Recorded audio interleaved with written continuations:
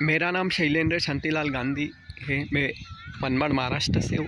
मैं आपको 9 तत्व के बारे में बताऊंगा जो भगवान महावीर स्वामी ने बताया है, और उसके पीछे की मनोवैज्ञानिकता बताऊंगा कि क्या है उसके अंदर। अभी जैसे जीव है और अजीव, ऐसा क्रम से है। जीव अजीव, पाप पुण्य, आश्रय सवर निजरा बन मोक्ष। जीव अजीव, अभी जैसे समझ लो, अजीव के बारे में बोलूँगा। एक कुर्सी है तो उसने क्या क्षेत्र घेरा है, जगह लगी ना, उसको कुछ तो भी जगह लगी, लेकिन उस कुर्सी को उसके होने का बोध नहीं है। उस कुर्सी को या किसी भी जो जड़ है, जिसने जगह घेरी है, आकाश घेरा है, उसको होने का बोध नहीं है, लेकिन उसको क्षेत्र लगा है। इसको जैसे आइंस्टाइन ने कहा था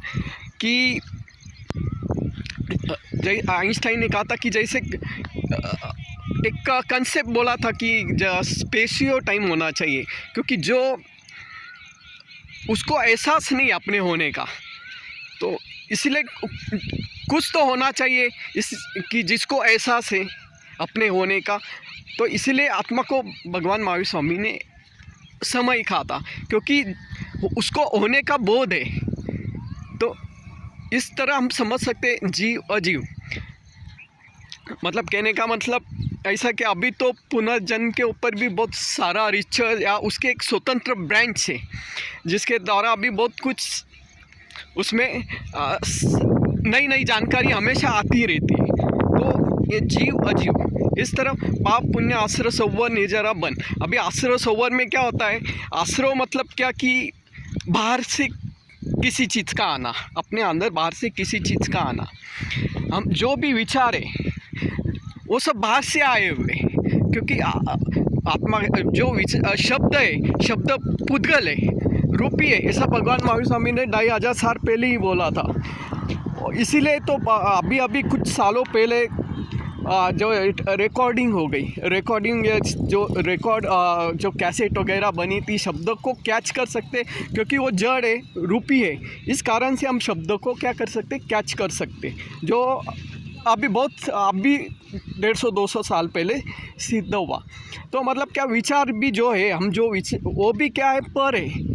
आत्मा का स्वभाव केवल जानना, ज्ञान और दर्शन, इस तरह से। तो आश्रय में बाहर की चीज़ आती है, जैसे हमारे शुभ अशुभ विचार होते, उस अनुसार वैसे कर्म उस रूप में परिवर्तित होते रहते, उससे क्या लेशा का निर्माण होता। इस तरह हम आश्रय को समझ सकते, और इससे रोकना सवर को समझ सकते, और इसको जितना हमने अंदर इकट्ठा किया है उसको निर्धारित कर सकते। तो हम निर्जरा को समझ सकते, मन को समझते, उनका आत्मा में ठहरना, आत्मा प्रदेशों में ठहरना, उसको हम बन के जरिए समझ सकते, और इससे पूरा निकाल लेना बाद मोक्ष समझ सकते। आत्मा का जो पूर्ण शुद्ध स्वभाव है, वो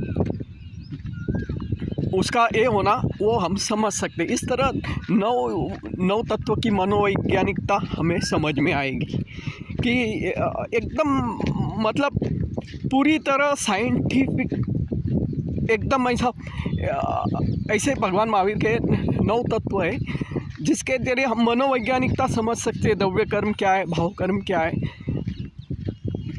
तो ऐसा।